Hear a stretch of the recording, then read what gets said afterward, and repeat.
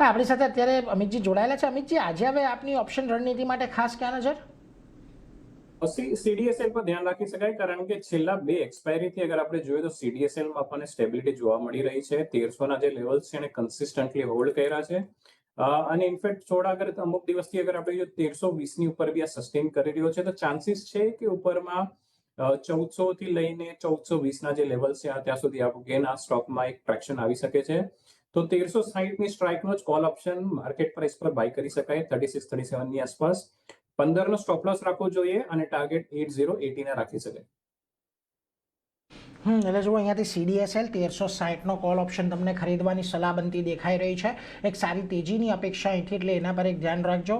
36-37 રૂપિયાની આજુબાજુ ચાલી રહ્યો છે. ખરીદારી કરીને ચાલો. 15 રૂપિયાનો સ્ટોપ લોસ અને 80 રૂપિયાના ટાર્ગેટ તમારે અહીંયાથી ધ્યાન રાખવાના છે. એટલે એક સારી તેજી તમને અહીંયાથી અપેક્ષિત છે સીડીએસએલના